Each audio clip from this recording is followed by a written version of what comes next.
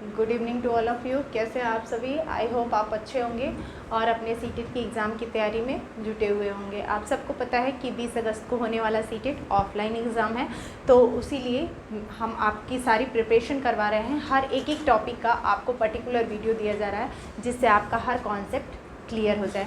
अगर आपको वीडियो अच्छी लगती हो तो अपने दोस्तों में शेयर करें और मेरे वीडियो को लाइक करें और चैनल को सब्सक्राइब करें। मैंने पिछले लेक्चर्स में आपको समास का टॉपिक एकदम क्लियर किया था। एक छोटा सा चार्ट दिया था जिसके थ्रू आप सिर्फ एग्ज़ाम के टाइम में एक बार देखें और आपका समास का जो भी कन्फ्यूज़न है वो क्लियर हो जाए। वैसे ही मैंने आपको जेंडर क्रिया पढ़ाई थी कि कितनी तरीके की क्रिया होती हैं, ठीक है, कितनी तरीके का लिंग होता है। जेंडर मैंने आपको क्लियर किया था। क्रिया आपको मैं अगले लेक्चर में क्लियर करूँगी। और आज मैं आपको संज्ञा पढ़ा रही हूँ, क्योंकि देखिए जो भी आप गद्यांश और पद्यांश सॉल्व करते हैं सीटेट में, उसमें गद्यांश का ही या पद्य का ही कोई सा भी पॉइंट उठा करके, कोई भी शब्द उठा करके आपको दे दिया जाता है और पूछ लिया जाता है कि इसमें 4 ऑप्शन दे दिए जाते हैं कि इसमें कौन सी संज्ञा है, व्यक्तिवाचक है, जातिवाचक संज्ञा है, द्रव्यवाचक संज्ञा है या भाववाचक संज्ञा है। तो उसमें कन्फ्यूज़न हो जाता है। संज्ञा तो सबको पता होती है, सब लोग बचपन से पढ़ते आते हैं कि भाई किसी भी व्यक्ति, वस्तु या स्थान के नाम को हम संज्ञा कहते हैं, ठीक है। लेकिन कन्फ्यूज़न हमें वहाँ होती है जहाँ संज्ञा के प्रकार दे दिए जाते हैं कि इसमें कौन सी संज्ञा है 4 ऑप्शन में से, ठीक। तो हम कैसे पहचानेंगे कि कौन सी संज्ञा कहाँ होती है? तो हम बात करते हैं आज संज्ञा के बारे में। संज्ञा किसी भी व्यक्ति, वस्तु, स्थान के नाम को हम संज्ञा कहते हैं, ये आप सबको पता होगा, ठीक है। लेकिन अर्थ के आधार पे संज्ञा 5 प्रकार की होती है, ठीक है। हम उन 5 प्रकारों के बारे में आज विस्तृत रूप से आपको समझाएंगे। पहली संज्ञा जो होती है व्यक्तिवाचक संज्ञा।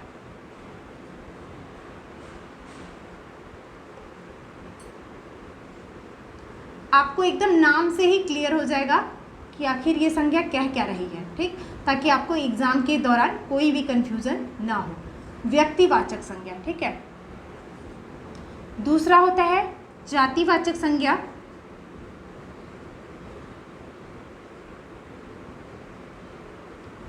और तीसरा होता है द्रव्यवाचक संज्ञा।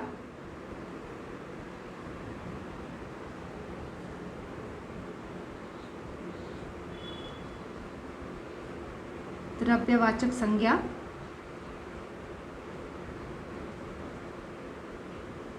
चौथा होता है आपका समूहवाचक संज्ञा।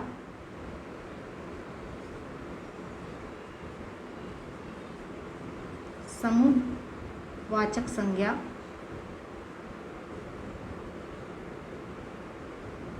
और पांचवा और अंतिम होता है आपका भाववाचक संज्ञा। सबसे इम्पॉर्टेंट इसमें मेनली भाववाचक संज्ञा ही है, क्योंकि हर साल इसी से एग्ज़ाम में क्वेश्चन पूछे जाते हैं, खासकर सीटेट में। आप किसी भी साल का पेपर उठा के देखिए, भाववाचक संज्ञा से ज़रूर प्रश्न आए रहते हैं। बात करते हैं हम व्यक्तिवाचक संज्ञा की पहले, ठीक है। उसके बाद एक एक करके सारे संज्ञा को हम क्लियर करेंगे। किसी भी एक व्यक्ति, ठीक है, जब किसी एक व्यक्ति की बात हो, पर्टिकुलर हम एक व्यक्ति की बात कर रहे हैं। आप इंग्लिश में इसी को पढ़ते हैं प्रॉपर नाउन, कॉमन नाउन और मटेरियल नाउन, ठीक है। एब्स्ट्रैक्ट नाउन भाववाचक संज्ञा आपकी, ठीक है। द्रव्यवाचक संज्ञा मटेरियल नाउन, उसी को, ठीक। तो अगर आपका हिंदी में क्लियर है, अगर आपका एक भाषा में क्लियर है, तो आप दूसरे भाषा का पेपर आसानी से सॉल्व कर सकते हैं, ठीक है। हम व्यक्तिवाचक संज्ञा की बात करते हैं। किसी एक व्यक्ति या किसी एक स्थान के नाम का जहाँ पे जिक्र हो, वहाँ क्या होगी?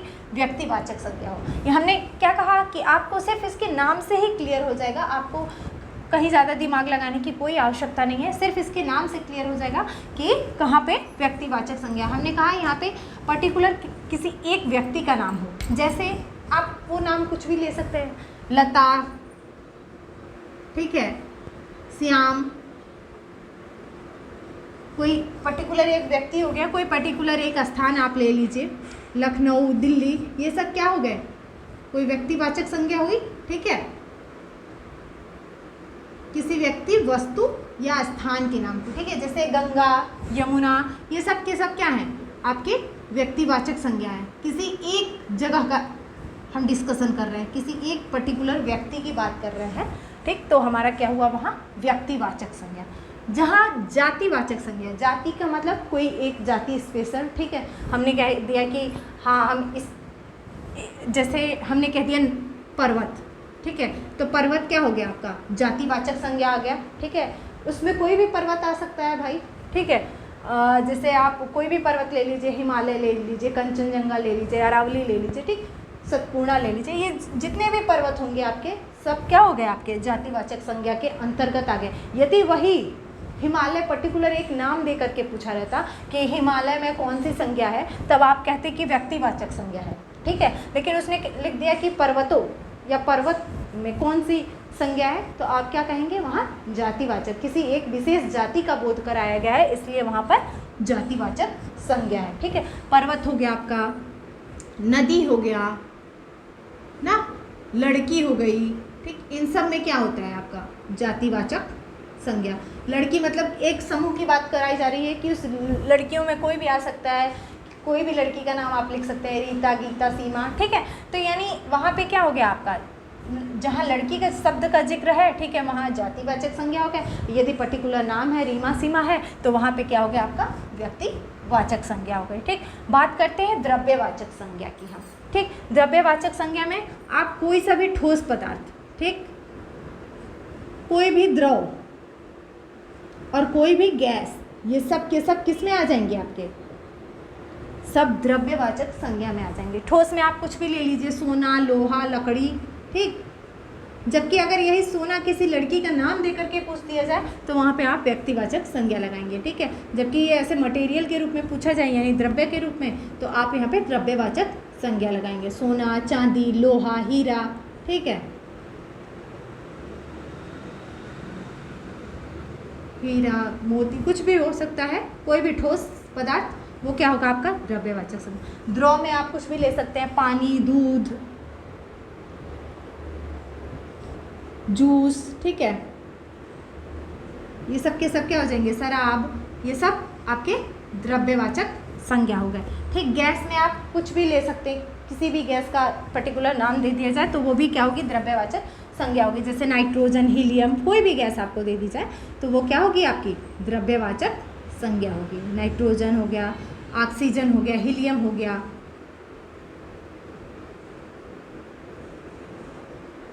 कोई भी गैस का अगर आपको नाम दे करके पूछा जा रहा है तो वहाँ पे वो द्रव्यवाचक संज्ञा होगी, क्योंकि ये द्रव्य की बात कर रहा है, ठीक है। सेम वैसे ही समूहवाचक संज्ञा है। नाम से हमने कहा ना कि आपको कहीं इधर उधर भटकने की कोई ज़रूरत नहीं, सिर्फ उसका नाम पकड़िए, नाम से आपको क्लियर हो जाएगा कि यहाँ पे कौन सा संज्ञा है। समूहवाचक संज्ञा की बात करते, समूह यानी ग्रुप, किसी एक पर्टिकुलर ग्रुप की बात की जाए। जैसे परिवार, परिवार में बहुत सारे लोग हो सकते हैं, ठीक है, माता पिता, उनके बच्चे, उनके दादा दादी, ठीक है, चाचा चाची, तो वो परिवार हमारा क्या हो गया, एक समूह हो गया, ठीक। तो हम वहाँ अगर परिवार दे दिया जाए तो आप वहाँ बताएंगे कि परिवार में समूहवाचक संज्ञा है, उदाहरण के लिए, ठीक है। सेम वैसे ही आपको कोई आयोग, ठीक है, जैसे मान लीजिए शिक्षा आयोग, ठीक है, कह दिया जाए तो उस आयोग में भी आपका क्या होगा समूहवाचक संज्ञा होगी। शिक्षा आयोग हमने कह दिया तो यानी उस शिक्षा आयोग में बहुत सारे लोग आएंगे, ठीक है, उसके चेयरमैन आएंगे, अध्यक्ष आएंगे, उपाध्यक्ष आएंगे, ठीक, तो वो एक ग्रुप हुआ, एक कम्युनिटी हुई, ठीक, तो आपका वहाँ समूहवाचक संज्ञा होगी, ठीक है। सेना हो गया आपका, पुलिस हो गया, पुलिस में भी बहुत सारे आएंगे, सेना में भी आपकी जल सेना, थल सेना, ये सब अलग अलग सेनाएं हैं और उसमें भी कई हिस्से हैं, ठीक। तो एक ग्रुप की बात कर रही हूँ मैं कि भारत की सेना बहुत मजबूत है, तो अगर पूछ दिया कि सेना शब्द में कौन सी संज्ञा है तो आप क्या बताएंगे समूहवाचक संज्ञा है, ठीक है। सेना हो गया, पुलिस हो गया। मैंने आपको अपने पिछले वीडियो में लिंग के बारे में बताया था, पुल्लिंग और स्त्रीलिंग।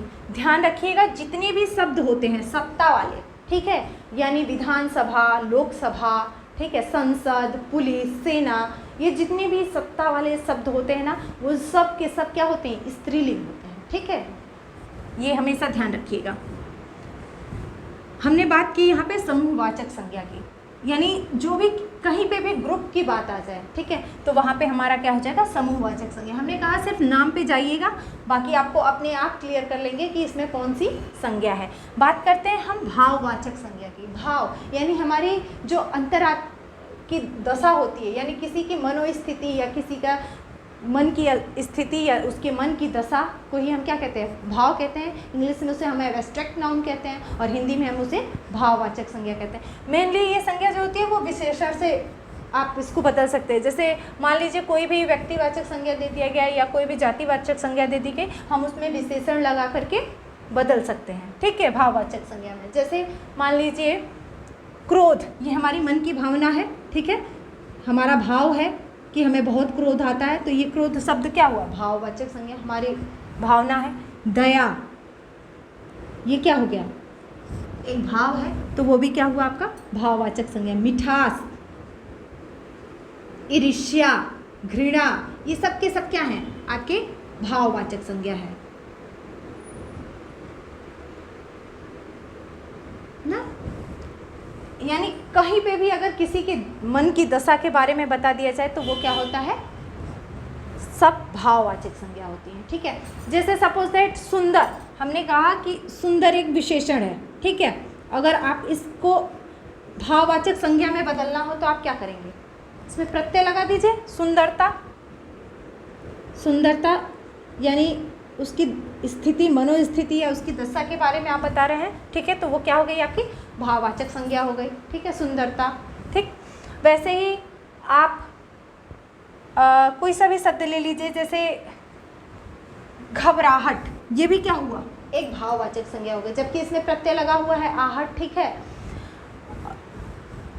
यानी कुछ शब्द ऐसे होते हैं जिनमें हम प्रत्यय लगा, ठीक। हमने कहा कि सबसे